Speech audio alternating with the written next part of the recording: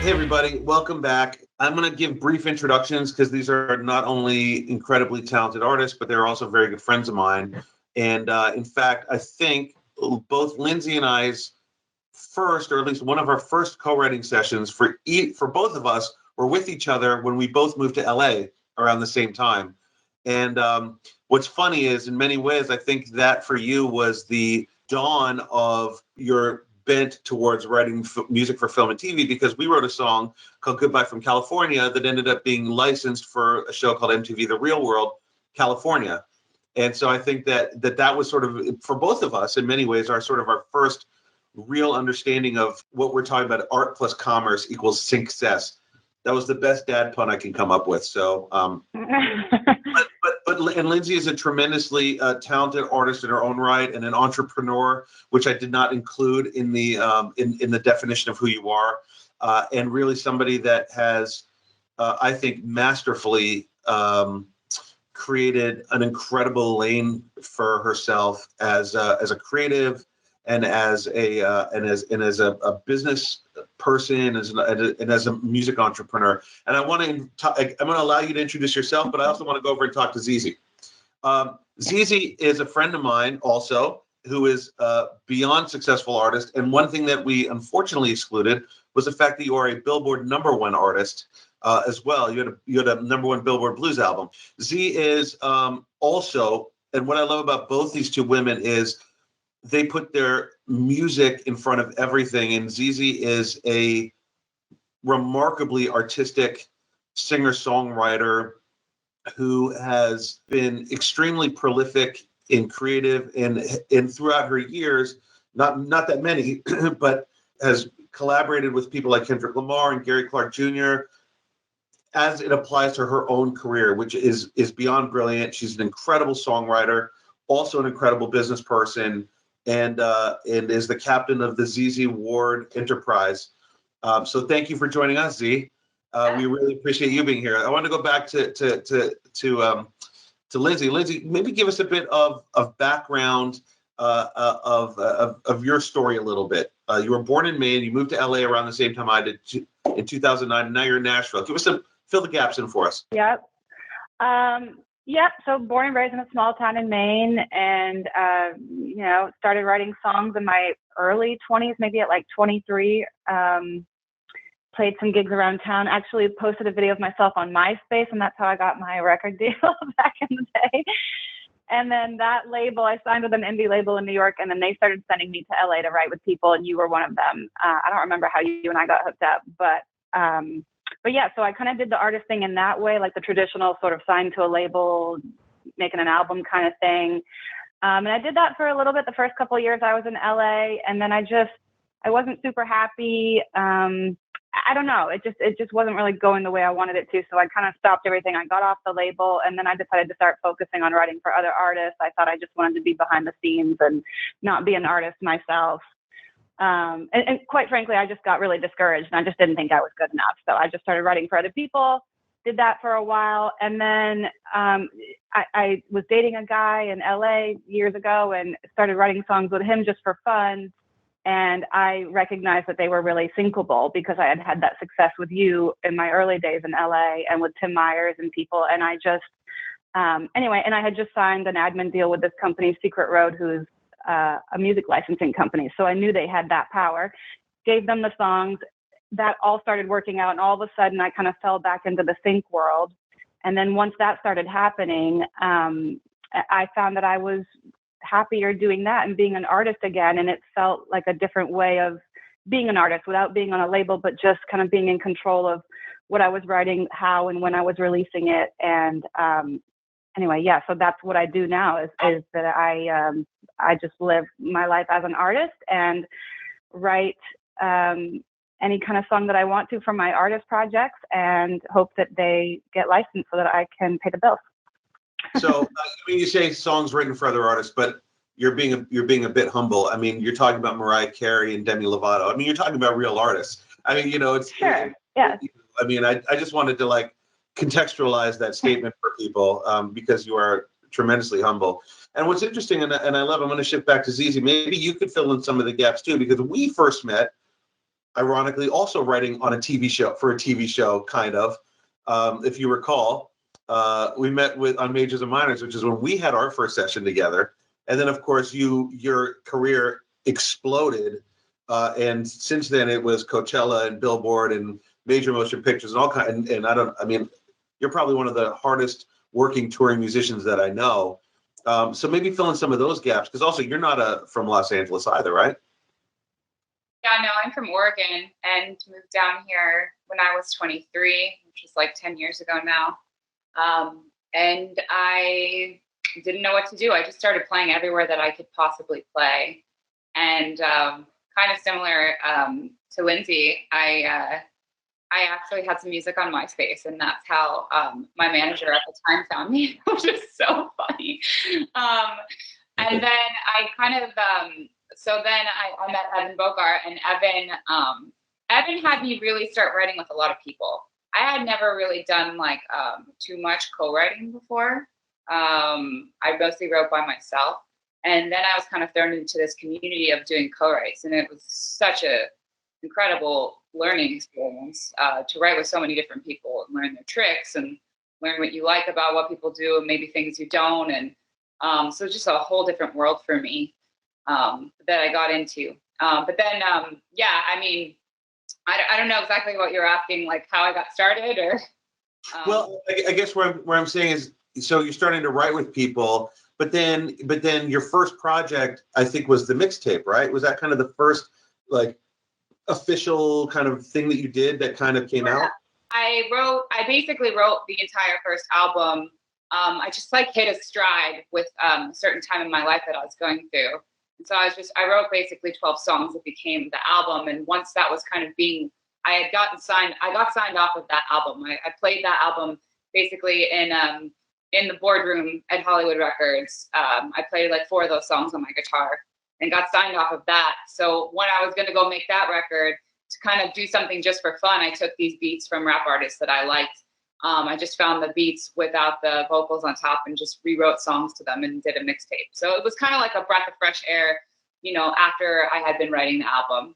So that's really cool. That's really cool. I'm gonna start with you on this question. So one of the things that I think was so amazing about the first album is that you had a significant amount of syncs off of that first album. In fact, I think someone said like more than 100 syncs from that album or something. I mean, am I right? Is that an exaggeration? Am I hearing that right?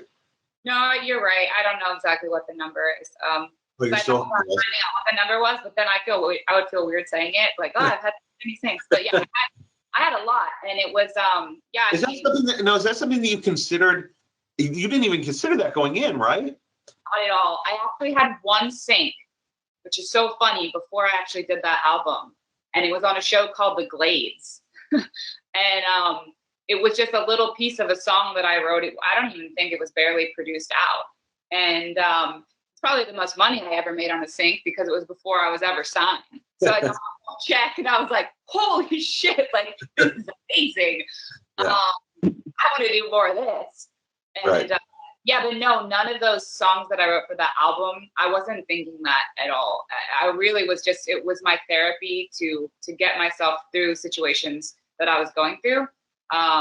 It was just like, I just had to get it out somehow. And so it just became that album. That's all it really was. So I had no idea why. The only thing I can say is, like, in retrospect, I think it got synced so much because of emotion. I think that the emotions in those songs were real. And so I assume a lot of the scenes that they got put with, they were emotional scenes in different ways. Well, I'm gonna bounce over to Lindsey, but I want you to come back. I want to come back to ask you to actually expand on that, because you've now made subsequent records, and I want to talk about your second, specifically your second record, and how that may or may not have shaped how you approached writing on the second project. So don't answer it now. Have a think about that one.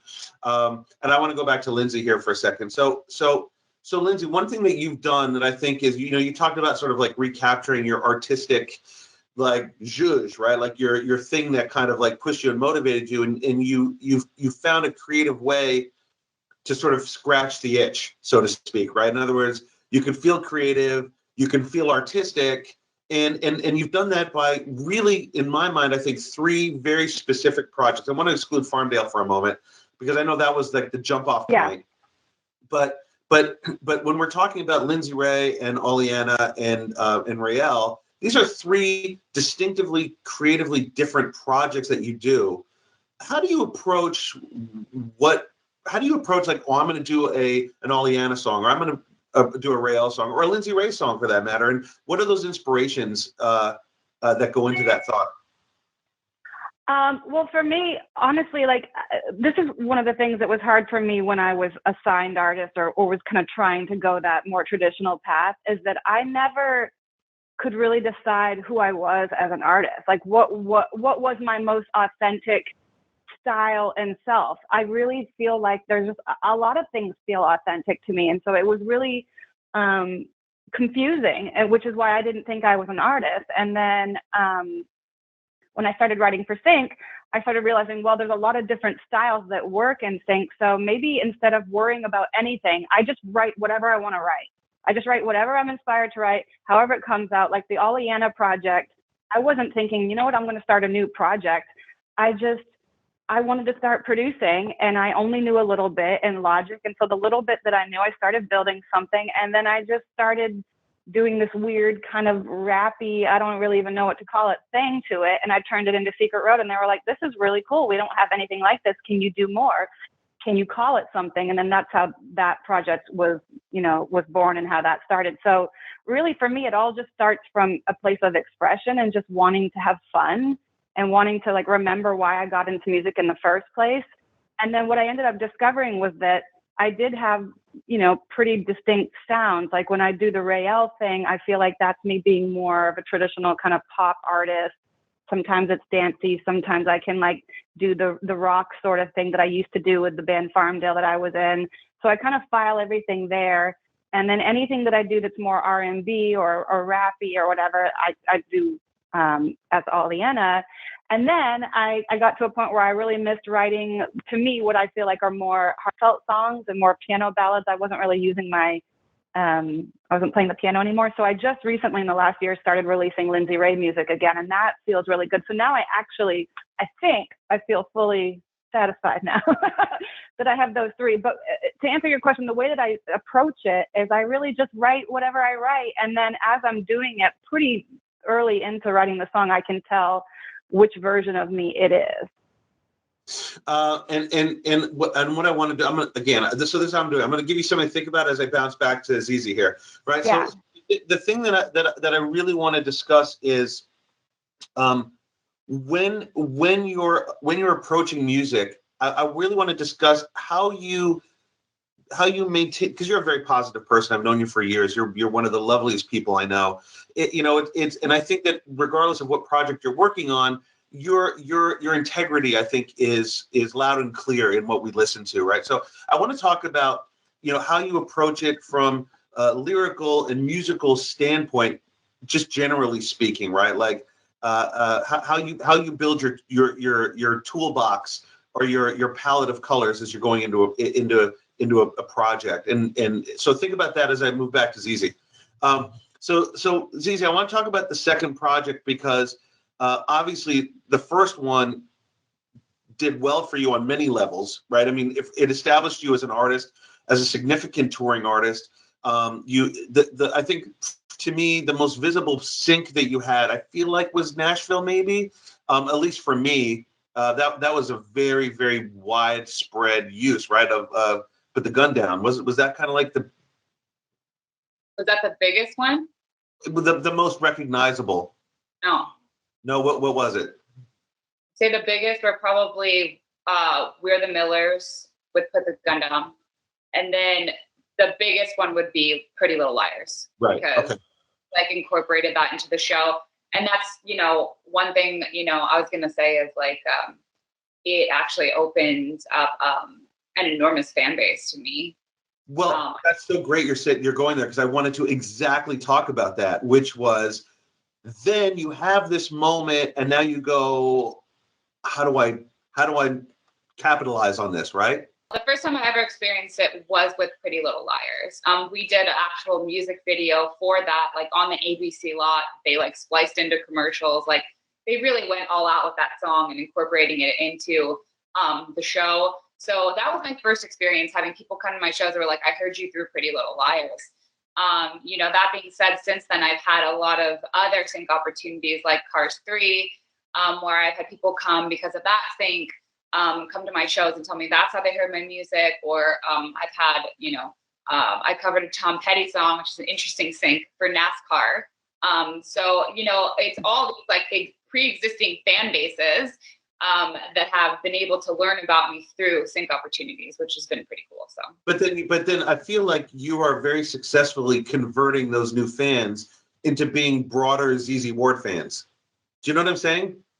Yeah, I mean, that's the hope. You know, you never know. But I think that, yeah, I think I'm able to, you know, win people over at my show. So if I can get them to my show, I'm good. Well, your show is amazing, and your band is great, but so I wanted to talk to you about it. So now you're entering into the second record, and you're approaching that. No. I know that now you're going to your third record, but I'm just trying to work backwards for a moment here, right? But as you're coming out of the success on all levels of the first record, touring, obviously sync, recognition, right, in terms of people now knowing who you are, the recognition of the ZZ War artist. Then you start going in the second record. How does that affect your creative approach to the second record? It's totally hard because you're basically set up for failure, because everybody is like, how can you do what you already did, you know? And then they have this view of exactly the artist you have to be, which was sort of what Lindsey was talking about, which I was really like, I could totally relate to, which is, who are you? And then like, when you know who you are, you know, people expect you to be that person. And that might not necessarily be who you are in your entirety. It might be like a part of who you are, or it might be a certain stage that you went through. So it's interesting as an artist, because you definitely feel a pressure to turn around and give people what they want, which I've learned in my experience is the moment you go wrong. Because I think that what it's really about is authenticity, because it really just has to be about feeling. You can't control, you know, what other people are going to like and what they're not going to like. My best stuff has been, you know, or my stuff that has resonated with people the most has been stuff that's just really personal to me, you know. So. And the stuff that's very heartfelt and where they feel like they could connect to it. One of the things that I loved, you know, if you remember, I mean, I've seen you many, many times, but what I loved about seeing you in Toronto, and I know that Toronto show when I saw you was a bit of a tougher show. It was bitterly cold that night, if you recall. I mean, it was like minus 1,000,000 degrees. It was so worst that you came to. but what I thought was actually so incredible about that show was that there was such a broad wash of fans that were there. It was young, old, white, black. I mean, it was just so expansive and broad. Like, to what do you attribute that? Is that just like the emotion and the honesty in the music that resonates with people? Yeah, it's hard for me to say. I really, yeah, the best guess I can think of is that it's the emotion. You know, I think that, you know, when I have like a 60-year-old white man at my show who's like, you know, raising his hands up and he's like feeling it so hard, he's like this the whole song, like he feels it. I don't know what to say. Like, he feels for him, that's an emotional release for him. So, but I will say, like, the little kids with the Cars movie, like that's a different thing. Like, they just love a whole next level. Well, you know, I want to come and have a think about that, because I really want to come back and talk about Cars, because I think that was. I just think it's really cool. I think it's a, you know, one day, if and when you have children, that's going to be such a moment when they realize, holy shit, that's my mom in this movie. And I want to just talk about as we come back, I want to talk about the process of putting that song together, and Gary Clark Jr. and how you felt when you saw it in the film, like all of that stuff, all of the and also same thing. Everybody, just don't forget, enter your questions on the right, because we're going to get into some Q&A, because I feel like these conversations could go on for hours, and I want to be very respectful of our of these of Zizi and of Lindsey. So Lindsey, coming back to it, when you're putting together your creativity, how I know you're being true to yourself as an artist, but how aware are you of the potential end use, right? And maybe talk about the licensing, the process of licensing the song. Well, now I'm very aware of it, and actually, sometimes I wonder if that's bad now, because I've gotten into a place now where I've been doing this for a couple of years, and I, you know, I would say about 3 years ago, something clicked, and I really started to figure out why certain songs were getting used and what it was, like what the common denominator was that made things work, like what Zizi's talking about. So it's like, it's either a really emotional song that is written from a very heartfelt, authentic place, like that's going to get used on a show like Grey's Anatomy or something in a really, you know, sensitive moment in the show or whatever. So like there's that thing. And then, you know, it does seem like optimistic, sort of happy, feel good, encouraging types of songs or empowerment. That's something that people are looking for a lot for promos or ads. And the thing that worked out for me is that, like you said, like that is naturally who I am as a person, like almost to a point where it's probably kind of annoying to people, because I just always see the glass as half full.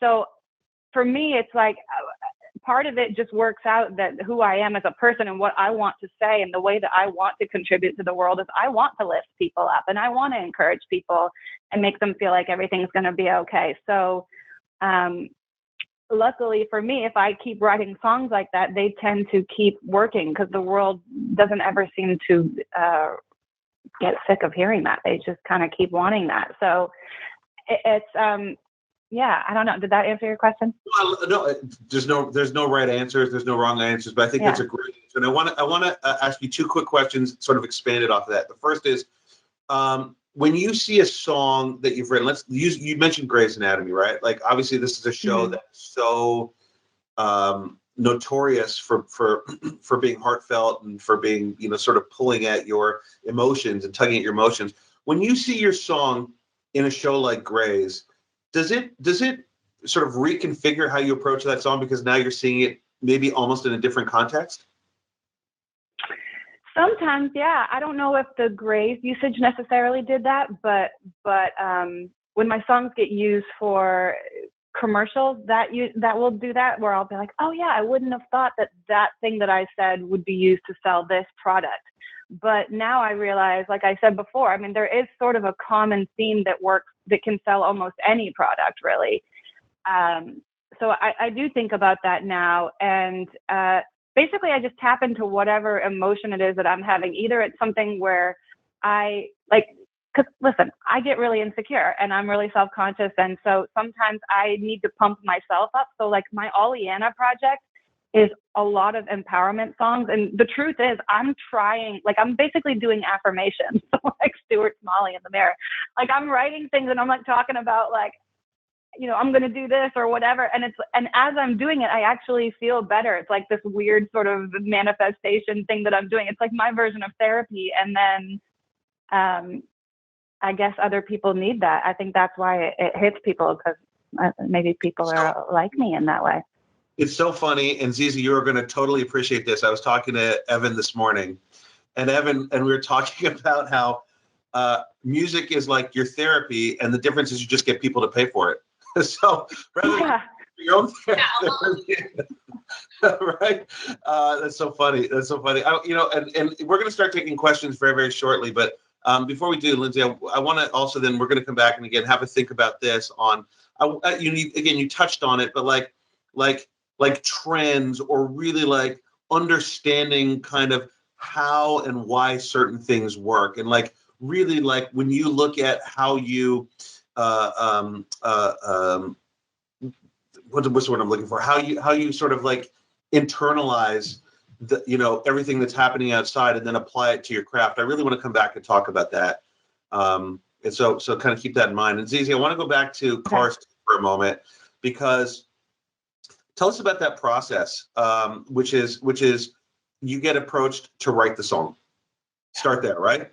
Good deal. Yeah, I mean, to be honest, I haven't written a lot for sync projects because I know through, hearing through the grapevine that it's hard. I mean, I think if you're writing for sync, it's like constantly they want changes, they want this, they want that, and it's like up, down, your emotions, and it's a lot. And like even having, Disney comes to me and ask me to write the song, I still wasn't like for sure that I would get it. I mean, obviously you have a way higher, chance of getting it if you're specifically asked as an artist, because they came to me and they wanted something like ZZ Ward. They wanted to sound like me.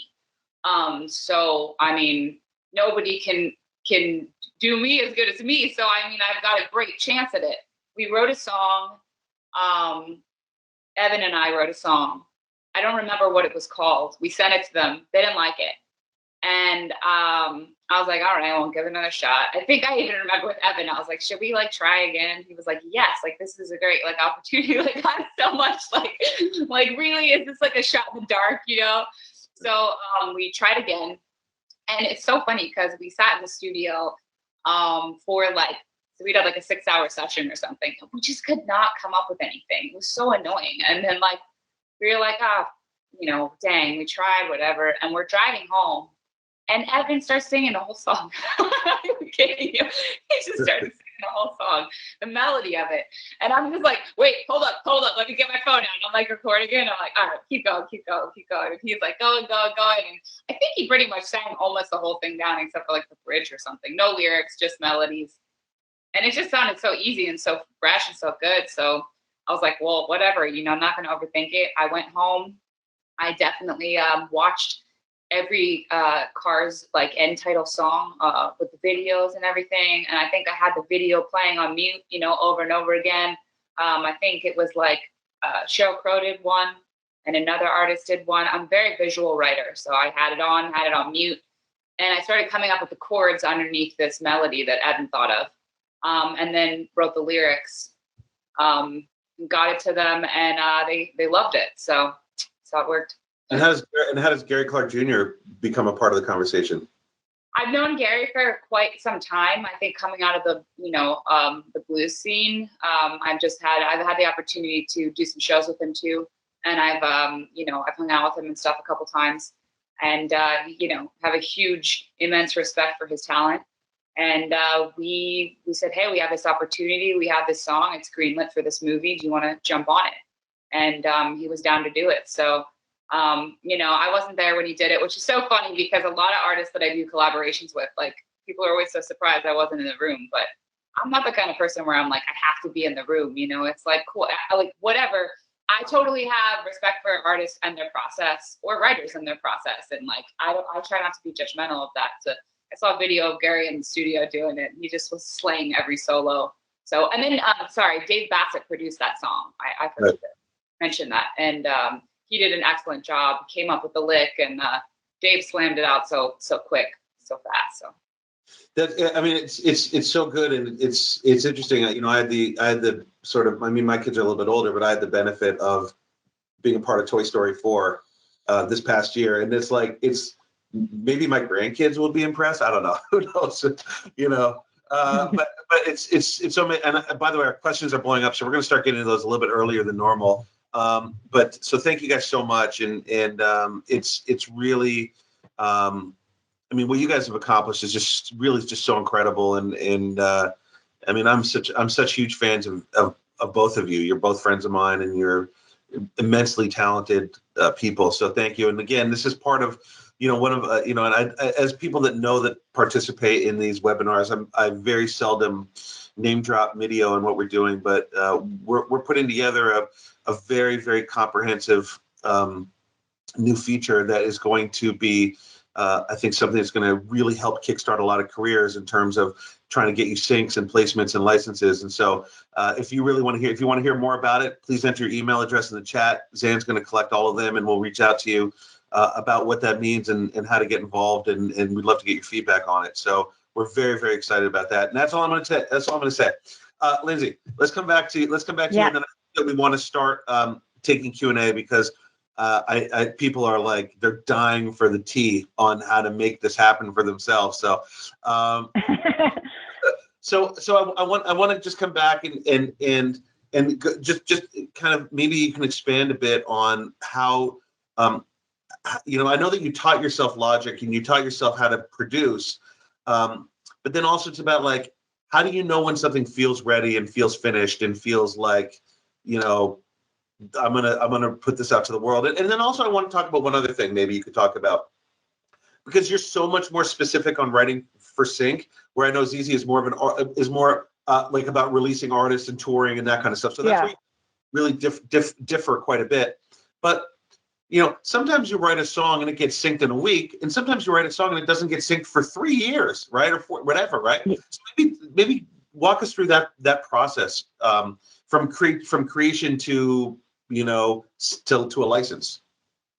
Yeah, well, that's a great point to make, because my biggest claim to fame sort of sync song, I guess, was last year for my Rael project, a Samsung commercial for the new S10 phone, the Galaxy. And that was the biggest placement I had ever had for that project. It was international. It was literally everywhere in the world. And that song was over 2 years old. And I had released the song 2 years earlier because it was on some TV show. I don't remember what the placement was. It was something really small, but it was something that I thought maybe a lot of people watched. And I was like, I should start. And I just started my Rael project. So I thought, well, I should put this out just so I have some content out there. And what's funny about that now is that, like, I made the cover art for that single, like, on Photoshop, like, took 30 seconds, didn't even really think about it. And it's so awful. It's so bad and ugly. And now it's like my most streamed song on Spotify. And when I see it, it's very embarrassing.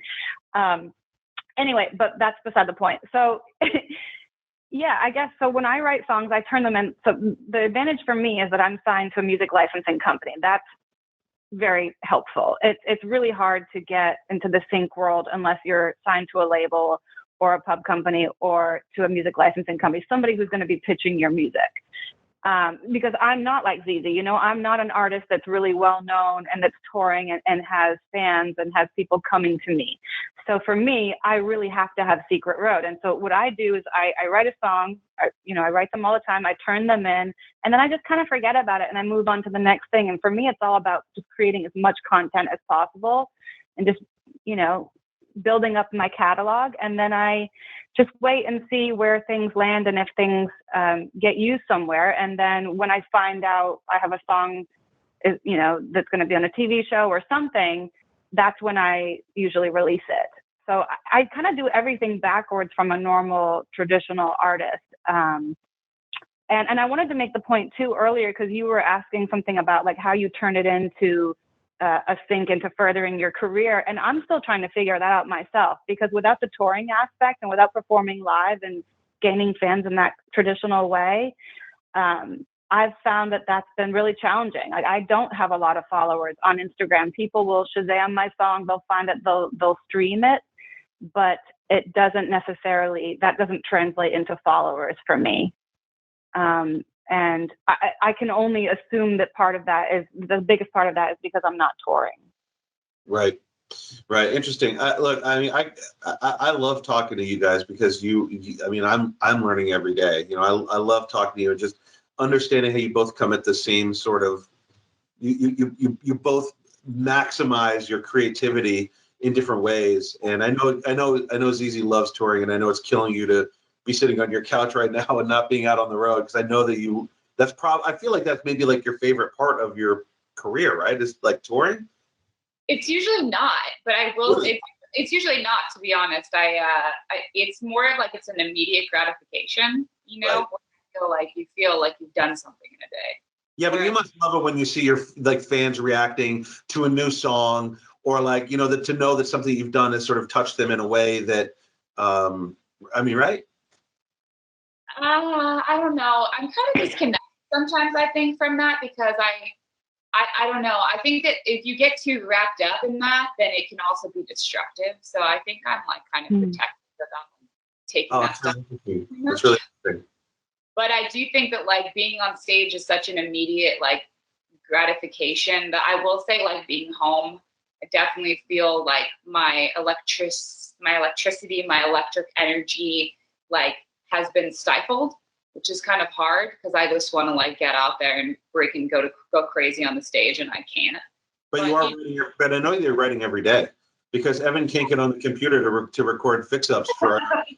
Yeah, I'm a very disciplined person, so I definitely put the time in and I write every day. But I do. My personal feeling about writing is it's not immediate gratification, because you can't, dude. If everybody wrote a freaking amazing song every day, then that'd be awesome. But I don't necessarily think that's always how it works.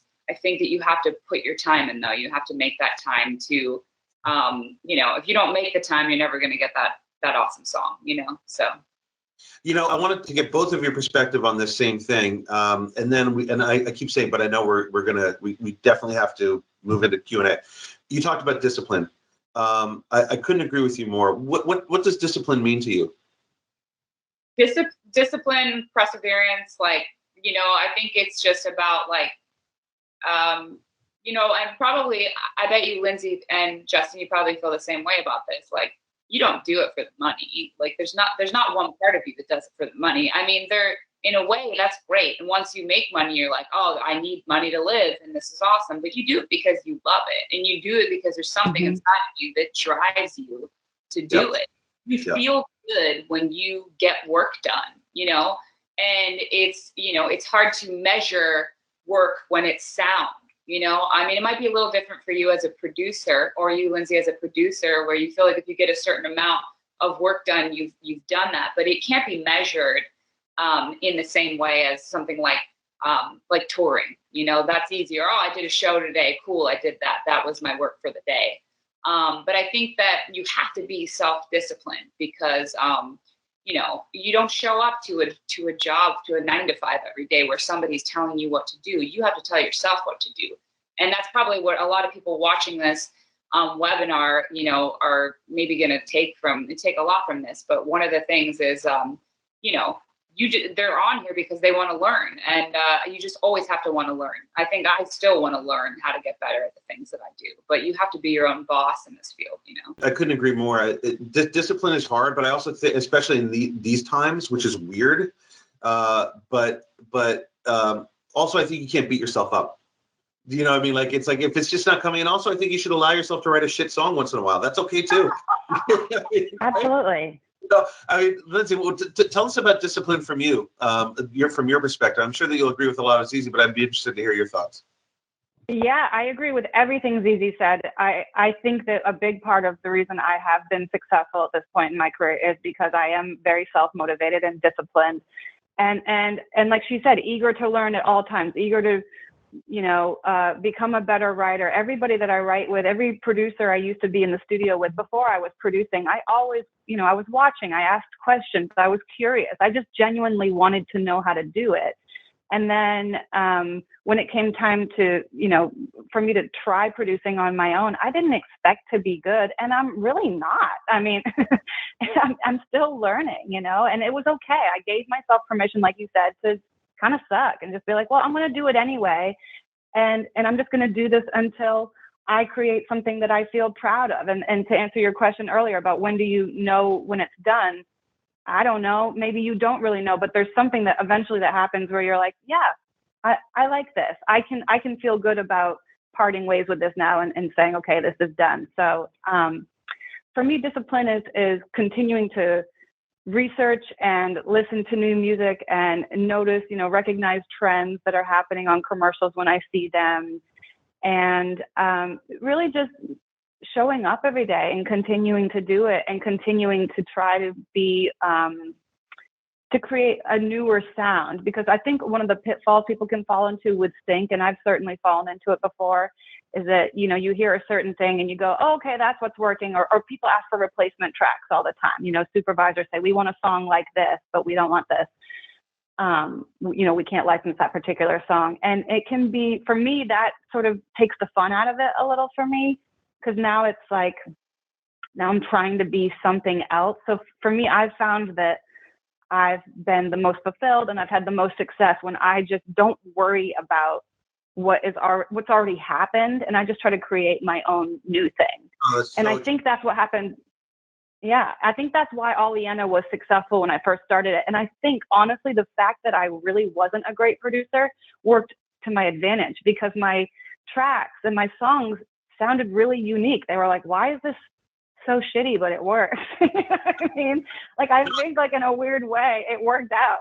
It's so true. It's so true. I think that's also a key thing, is like, try not to get too jaded, right? Just like do it feels right. And that's, so you guys are all stars.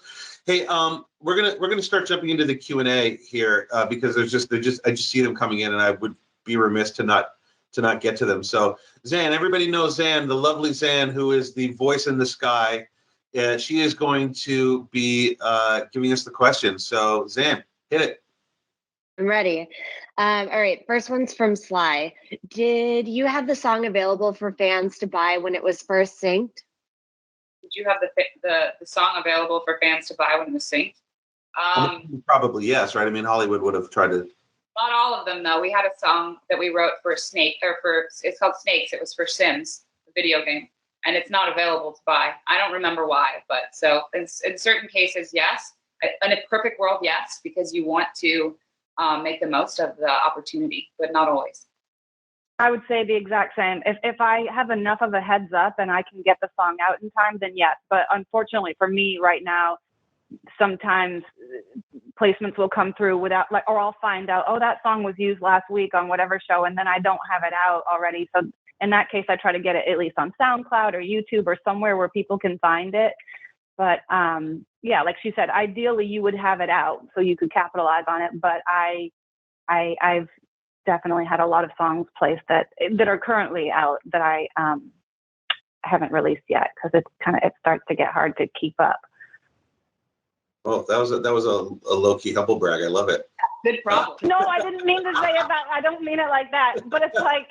No, Lindsey, I love you. Come on, you know I'm just joking. I don't know how to say that. Zen. Oh God. This one's from Jill. You guys kind of talked about this, but after you write a song, what signals go off in your mind that make them feel syncable? How do you go about finding the right media match / source that's the right fit for them? Thank you. Well, for me, like I said, I've sort of paid attention over the years, so enough to feel like I know if something is syncable. Usually it's because there's a simplicity to it, to the lyric, or like a hookiness, just like when you're writing a pop song, you know, a tagline, or in something that's kind of not too specific, I would say. Like that tends to work really well in sync. So, and then once I know that I have something like that, I turn it into my company, and it's really, a lot of it is on them. They're the ones that pitch the song for me. So I don't have to think about, you know, who am I trying to pitch this to. There are times where I'll say to Secret Road, I'll say, you know, I was thinking this could work for an ad, or I was thinking this would work well for a promo. I might give them that kind of a heads up that that's where my head was at. But other than that, I just kind of leave it up to whatever happens. Z, I want to expand on that question for you, because when you're approaching this third album, are you thinking at all about sync? Does that even cross your mind at all when you're writing? Not really. I mean, there's a couple songs I can think of that you hear a song and you go, oh man, like everybody will, agree. Oh, this is probably going to get synced a lot. Oh, I could hear this in a sports commercial. Oh, I can hear this on a, football field, whatever it is. No, I actually agree with what Lindsey said in that, a lot of my sync opportunities come from my team. Some people come to us. I've had a couple opportunities where they come to us, which is great. Like NASCAR, they just heard my music and reached out to my management. So, but in other cases, it's I'll hear about it and I'm like, oh, that's such a cool opportunity. I wouldn't have thought of it myself. So. This one's from Jordy for Lindsey. How do you manage distinct artist identities in terms of websites, accounts, business entities, etc.? Any tricks, tips you found along the way, keeping things separate versus sharing accounts and resources? I keep everything separate. So I have Instagram pages for each of them, Twitter accounts, websites. And I'm not going to lie, it's a lot of work. There are times where I regret having done this and think to myself, maybe I should have just filed it all under one person and been like Post Malone and had a lot of different sounds. I think nowadays I probably could have gotten away with that, but 3 years ago, for whatever reason, my brain wanted to be organized. So yeah, so I just, I try to keep up with updating all of the websites as often as I can, and staying active on the Instagrams. And then like when I do a photo shoot, I'll hire somebody for an entire day, and I'll try to get 3 looks for each of my projects and try to make it all happen in one day. That's the best I've been able to do with that so far. I don't think you have a manager, right, Lindsey? No, I do it myself. Right. Amazing. Zan. Yes. Similar question for ZZ from Emily. How do you maintain engagement for the different types of fans you've drawn to your artistry, from your varying music sync placements to the fans who discovered your music on their own discovery channels? I don't think that I can control that. Or I think if I cater, I don't, because I don't know what they like in my music and what they don't. I think that they're gonna, hopefully connect with feeling. But I do have certain fans that like, they love my mixtape stuff. They love my aggressive stuff. And I have fans who like my more bluegrass leaning country stuff. So, but also I'm not going to limit myself to being one of those sides of me, because it's like, I don't know. I just want to put it out there, and, and whoever connects with it, connects with it. But I don't think I could control that. And I've probably tried at times in my life. And I think that might be a failure to try to appease people. So. Well, also, I think you never really know what connects to somebody, right? I mean, it's so hard to predict that, right? Not at all. I mean, I have people that have tattoos of my lyrics on their bodies, and I think it's amazing, so cool. But do I know what those lyrics mean to them and what they went through in their life that they connect with it so deeply? No, and I don't claim to. It's powerful that their stories, but I feel like it's kind of beyond me. You know what I mean? Like maybe I'm a vessel. I don't know, but I can't. Like once you create and release your art, it is for everybody. 100%. I love that. I love that. So, because it helps me. So I don't know. yeah, I love that so much. Zen. This one's from Sumiko. I'm an artist and also wish to pitch to artists. Do you write more personal lyrics for your own songs compared to writing for others? Does writing for others need to be more universal lyrics? What do you need to be careful of on these differences?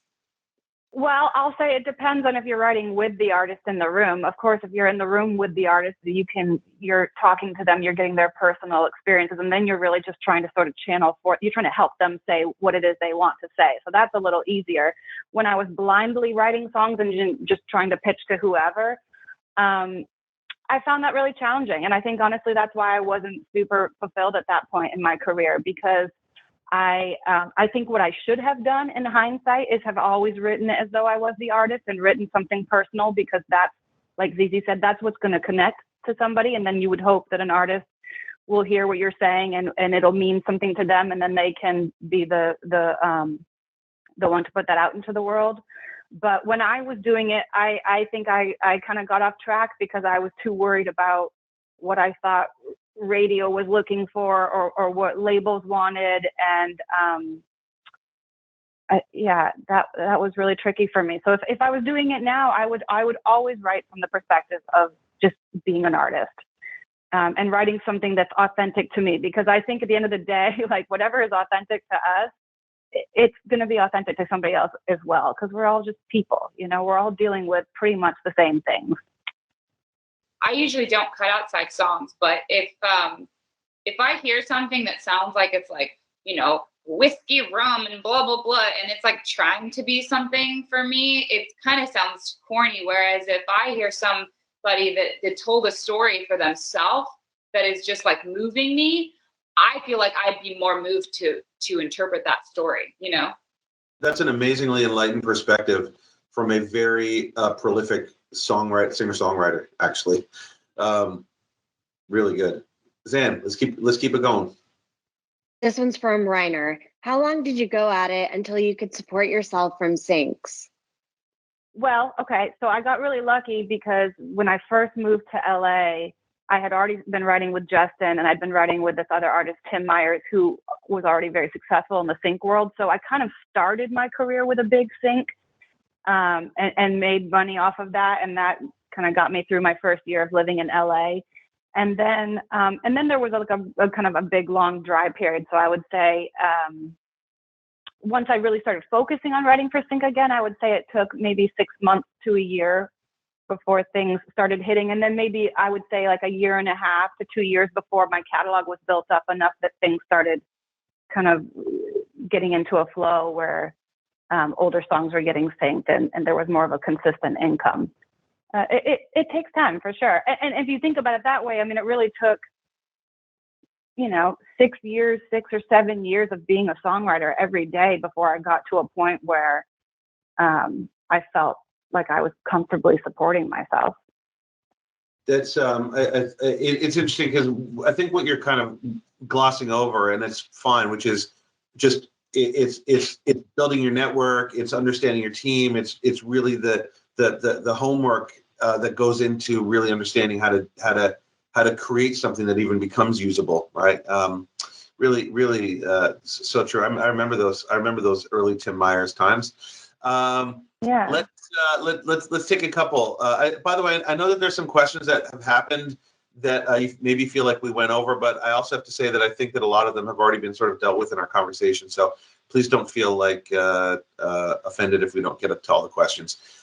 Zane, go ahead. This one's from JF.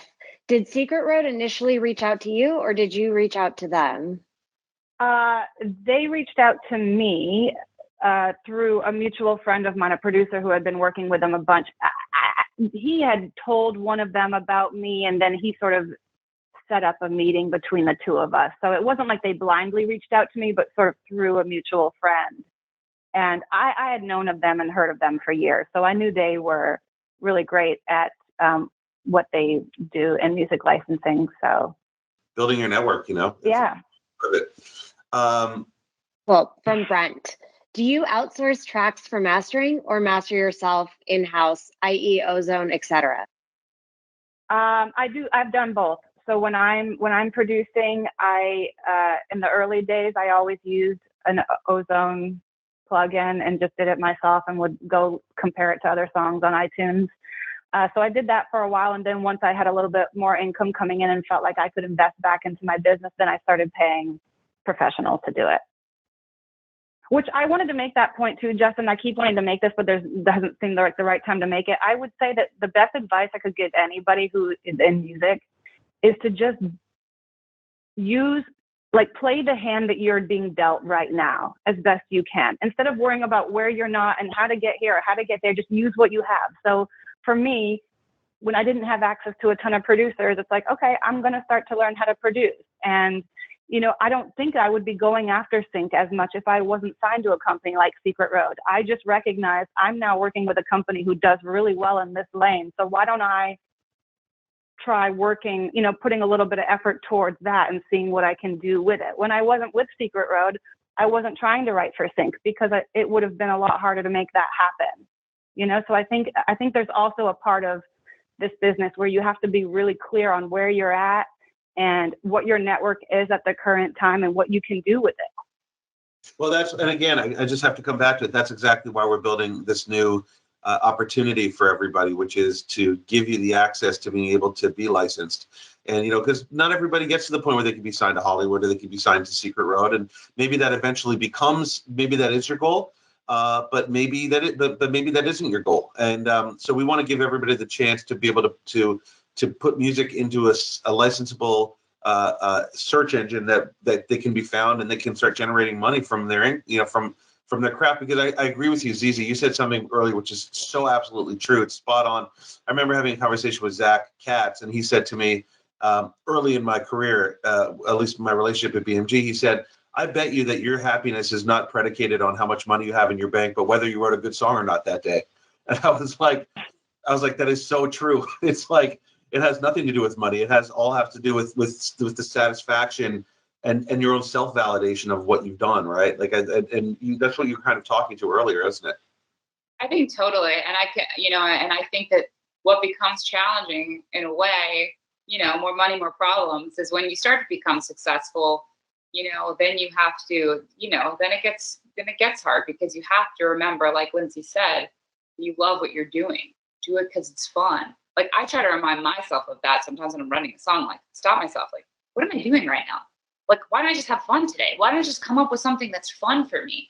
You know, because sometimes you just get into this thing of thinking like, oh, you know how much they're paying for this, you know how much this is going to make you, you feel pressure, whatever it is, you know, and the moment you start to think about that stuff, it gets kind of, might get you off track. Yeah. Well, it's great. I think we have a couple more, and then we're going to let you guys go because we started a bit late. Thank you so much. And by the way, if you're here this week and you want us to keep doing this, next week you all have to invite a friend to come and do this webinar with us because, you know, we're so lucky to get all-star people like Lindsey and like Zizi to come out and talk, and these are totally free, and they're being very generous with their time, and you know, we want to see these grow. So invite a friend. Invite a friend. I know we have 2 more here that we want to do here. So Zan, go ahead. Finding friends for myself.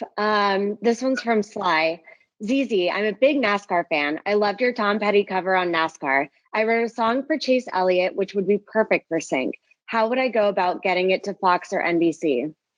If it's for an artist, though, you should go try to get it to the artist, right? Jeff? I think you're right. Yeah, I think you're right about that. I mean, you try and reach out to management, and if it's a great song. Here's the one thing that I might take this one a little bit here, and then maybe Zizi, I'll lead you. But you know, here's the amazing thing: if it's an incredible song, and you get it into, you know, the assistant to the receptionist at the record label, and it's a brilliant song, it will bubble up to the top. I've seen it happen time and time again. You know, and you know, nobody is that's the gasoline that goes into the engine for all of these artists. Just to use a bit of a NASCAR pun, right? So, like, by the way, kudos for NASCAR for being on the right side of history. But anyway, that's a whole other conversation. What I wanted to talk, maybe the idea is find that open door, whatever that might be. Again, it might be a friend of a friend who knows a friend. There's so many different ways that resourceful people can get their music heard. I think that even goes with if you want to be found by a publisher. You know, if you start getting little small syncs and placements and licenses like what we're trying to do with this new product that we're putting out, you know, that will eventually graduate you to that next level. But I don't know. Sorry, I didn't mean to step on you there, Zizi, but I just feel like. No, I didn't have actually. I thought I'm glad you answered it. There was only one thing I was going to say, which is, you know, sometimes, you know, it's not always a textbook of how the song gets to an artist too. I mean, I would say, you know, if you're trying to get it to a specific artist team, like, do a little research, do a little digging, try to figure out who's on their team, but more importantly, try to figure out who's active, like who on their team is active on socials that might potentially respond to you. Like, if you just like go to their website and find someone managing, you're never going to hear anything from that person. They probably don't even check their emails. But if you find someone that maybe is on their team that's potentially, you know, active on socials and has a little bit more of a response thing going on, you know, I don't know, just an idea. But Well, they would all be eager to walk the winning song into the room too, right? Yeah. Right. Yeah, but yeah. I see. He says Chase Elliott is a NASCAR driver. I wasn't clear, right? So again, there must be so many people that are on his team that I think could probably be a slot that could, you know, an open door for you somehow. It's not easy, but you know, at some point we all started. We had no success and had no guiding compass and no way to figure out how to make it happen. But yet, you kind of fortunately you turn one thing into the next, and I refer to this a lot. If you don't know the story of the red paperclip, go look up the story of the red paperclip. I think if you just Google the story of the red paperclip, you'll understand what I'm talking about. This is somebody that a series of trades traded a red paperclip and eventually traded it up into a house through a series of trades, which to me is just another way of saying leverage those opportunities, leverage those little successes into whatever that next success is going to be. And then you take that and succeed with that, and you kind of keep moving forward until eventually Secret Road comes and finds you, or Hollywood Record, you get a chance to showcase for Hollywood Records. And by that point, you put so much work in that your level of preparedness is you're ready. You're ready at that point. You know, you're ready, you know, for Lindsey with Secret Road, you're ready to write on demand and deliver something that is monetizable. You know, with Zizi, you get to the point where you've done 100 gigs, you've written songs, you've worked social media, where you get to the opportunity to, to showcase, and you're ready. I think that's a big part of it is don't judge ZZ's success or Lindsey's success and compare it to your success, where your day one is, you know, ZZ's made 3 records for a major record label. You know, Lindsey's made, you know, I'm not even going to pretend to know, but a lot of money through very significant amount of syncs.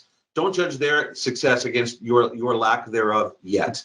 Wait, can I say something? Of course.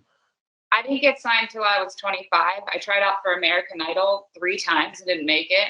I'm just saying, like, there's a certain way you look at it, but I'm sure Lindsey's had her things that have happened too. And Justin, you probably had your things that were like, you know, were detours. And so just to make whoever's watching, you know, not feel alone, like, you know, it doesn't happen super easy for anybody. And if it does at some point, it might not later in their career too. So everybody has their own story, you know, and just stay focused on what you want to do.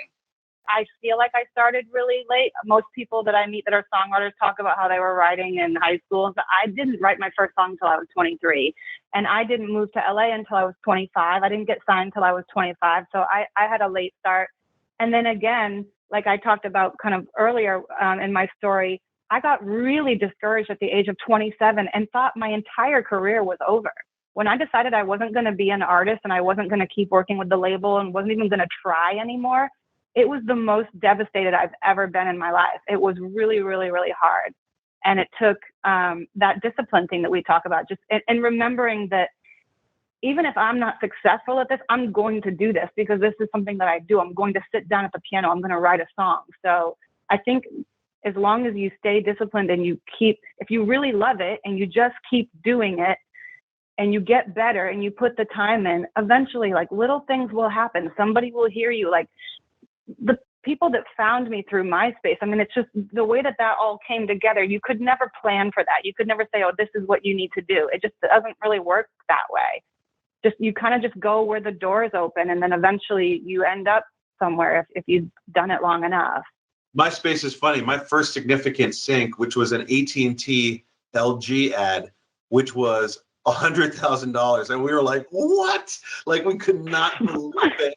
And that actually came because somebody was scouring through MySpace and found Bo Black, this little record that we made, this kind of grimy rock record that we made, that he had, like, you know, I don't know, 3,000 MySpace friends or whatever. Like, I mean, again, you could not have planned for it. And it just, a music supervisor found it. We licensed the song. I'm like, my brain almost exploded. I was like, are we getting one over on them?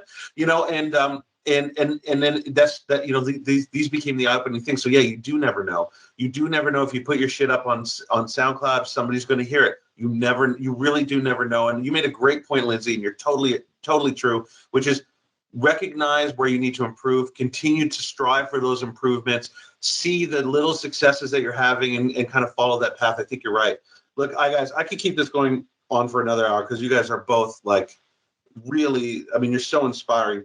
ZZ, thank you so much for spending the time with us today. I know you're going to go and write your 100th song for this next record, and I really look forward to hearing it. And if at any point you allow me to even so much as program a hi-hat on one of your songs, tremendous honor. It would be a tremendous honor for me.